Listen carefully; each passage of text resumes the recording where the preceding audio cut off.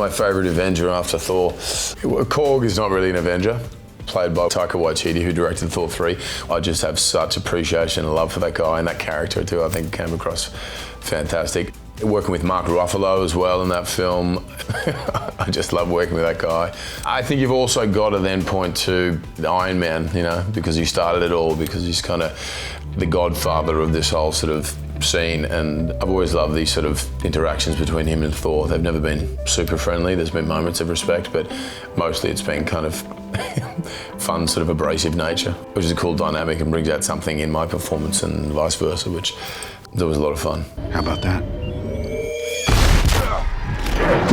Marvel send boxes of, you know, toys and so on. I mean, the figurines in particular just get their arms and legs pulled off and chewed up by the dog, but the Hammer's, one of my boys in particular, certainly runs around beating his siblings up and myself with it. Is this the real Hammer? Because you also have the real. I have the real Hammer. No, he's not that one. He's not hitting anyone with that one.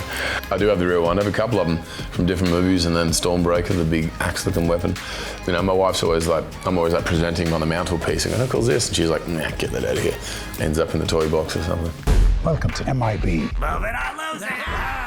You will be with Agent H, one of the best ever to wear this suit. I'd just come off Avengers and was looking for another sort of fantasy, larger-than-life driven sort of entertaining film, and this came up. I love F. Gary Gray, who was directing. Tessa Thompson is a part of it, who I'd worked with before. They just sound like a lot of fun. You know, it's not a remake, it's a continuation of the Men in Black franchise. It has more of a global feel to it, not just New York like the previous films were. There's plenty of fantastic laser guns and all sorts of things. I haven't seen that before. In particular, my car that my character is very fond of immediately transforms into a very combative vehicle and piece of military equipment, if you will. You know, the hubcap comes off and ends up being the sort of ammunition for a Tommy gun type laser gun thing. And the rear view mirror is a weapon, and the side view mirrors and the exhaust pipe and so on.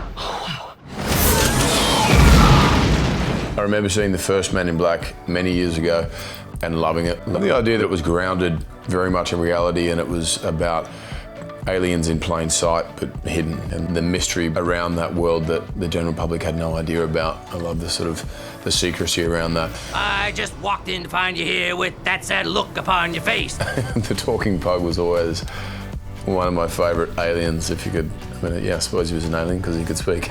And that was always, I think, sort of the iconic character you'd see pop up in all of them. Do you have any wild animal stories from being in Australia? Where I live, there's been quite a few shark attacks, and I moved there about 4 or 5 years ago, and during that 4 or 5 years ago, the numbers increased, which was pretty damn scary. But still, if you look at sort of statistically, I heard one that shaking a vending machine, having a vending machine squash them and die, happens more often than shark attacks. Now, I've shook a vending machine.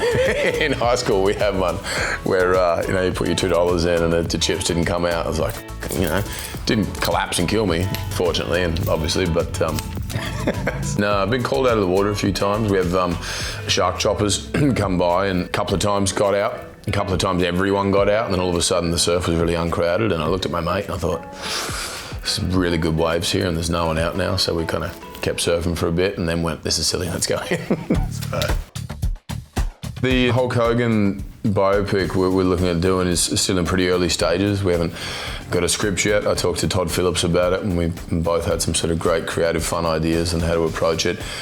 It's a daunting thing to sort of look ahead at as well, just the physicality of it, the sheer weight and size I'd have to put on would go even beyond sort of what I was doing in Thor. And then you're playing one of the most recognisable figures in this time period. So yeah, you want to give it your all, absolutely, and tick every box 1000% correct. I'll have my work cut out for me, that's for sure. My cheat day looks like pizza. This is a good one for me. I love ice cream, love bread and butter pudding with ice cream. Had some of that last night. I wouldn't say I have a cheat day per se as much as I have a sort of a bit of an 80-20 diet. 80% of the time I'm eating solid, clean, healthy, organic, fresh food. You know, there's probably 20% there where I'm, you know, bending the rules a bit. But the moment I say to myself, you know, I have 0 carbs or I have 0 sugar or 0 this, you know, my brain just automatically wants it more. If I'm a little more kind of relaxed about it, I'm able to stay far more within the bounds of having it be majority right, you know.